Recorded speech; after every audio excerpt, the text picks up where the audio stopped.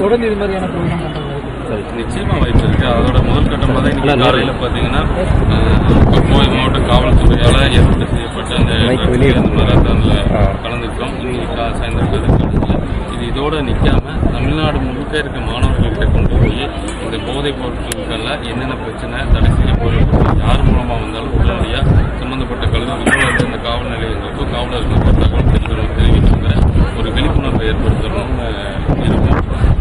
போதைப் பொருட்களை போதை பயன்பாடை பொறுத்த வரைக்கும் நான் மேலே ஸ்டேஜில் சொன்னேன். இன்றைக்கி சட்டம் போட்டு உடனடியாக எல்லோரும் நிறுத்தினா அது நடைமுறைக்கு சாத்தியம் கம்மி. ஆனால் இப்போ நம்ம பண்ணிகிட்டு இருக்க மாதிரி இந்த குழந்தைகள்ல இருந்து உளவியல் ரீதியாக பள்ளி குழந்தைகள்லேருந்து கல்லூரி குழந்தைகள்லேருந்து நம்ம இதை தொடர்ந்து செஞ்சுட்டு வரும்போது நிச்சயம் வரும் காலங்களில் ஒரு பெரிய மாற்றம் தமிழ்நாட்டில் இருக்கும்.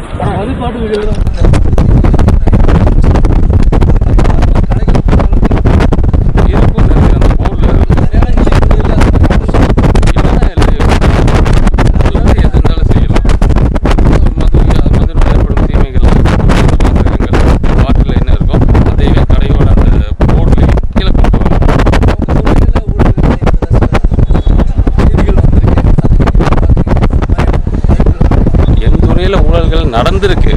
எப்போனா போன ஆட்சியில் நீங்கள் ஒரு விஷயம் நான் சொல்லணும்னு நினச்சேன். இந்த துறையில் பல மாற்றங்கள் கொண்டு வரும்.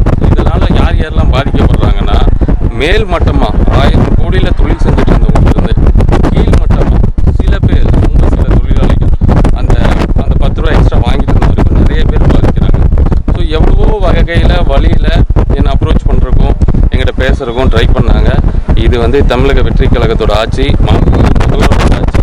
இங்கே பணத்தினால எந்த விஷயமும் செய்ய முடியாது. அது சகோதரர் ராஜீவோட துறையில் கூட அந்த பிரச்சனைகள் இருக்குது. பணம் கொடுக்குறோம், எப்படியாவது எங்களுக்கு இப்போ இருக்க செட்டப்பையே விடுங்கன்னு சொல்கிறாங்க. நாங்கள் அதுக்கு வரல. மக்கள் மாற்றம் வேணும்னு எங்களை செலக்ட் பண்ணியிருக்கிறாங்க. ஸோ அதுக்காக வந்திருக்கோம். அதனால அந்த பெரிய பெரிய லாபிகள்லாம் என்ன பண்ணுது, டைரெக்டாக எங்ககிட்ட அப்ரோச் பண்ணி எங்களை ஒன்றும் பண்ண முடியல. இப்போ என்ன பண்ணுறாங்க, எங்கள் இமேஜை ஏதாவது பண்ணலான்னு நினைக்கிறாங்க. ஸோ மக்களுக்கு தெரியும், நிச்சயம் அவங்களால இந்த மண்ணில் எதுவும் பண்ண முடியாது. மாற்றம் நடந்தே தீரும். எங்களோட டாஸ்மாக் துறை மட்டும் கிடையாது, சுற்றுச்சூழல் துறையிலையும் சரி, என்விரான்மெண்ட் டிபார்ட்மெண்ட்லையும் சரி மாற்றம் நடந்தே தீரும். அதனால் இந்த மாதிரி அவதூறுகளுக்கும் ஆபாசங்களுக்கும் பயப்படுவோன்னு நினச்சிடாதீங்க. அது உங்களுக்கு பெரிய தோல்வியை கொடுக்கும். சிவகங்கை வேலுநாச்சியார் அவங்களோட ஆனால் நான் அது விசாரித்தேன். அன்னைக்கே கூப்பிட்டு கேட்டேன். அது கூட்டுறவுக்கு கொடுத்துட்டாங்க. கூட்டுறவில் இருந்து இன்னொருத்தருக்கு வாடகை கொடுத்துருக்குறாங்கன்னு கேள்விப்பட்டு.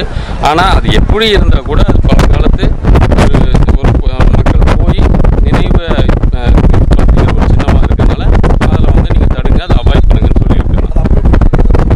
சொல்லிட்டேன் அதை நீ எடுக்கணும்னு சொல்லியிருக்கேன். முறைப்படி அதுக்கு எடுப்பாங்க. ஓகேண்ணா.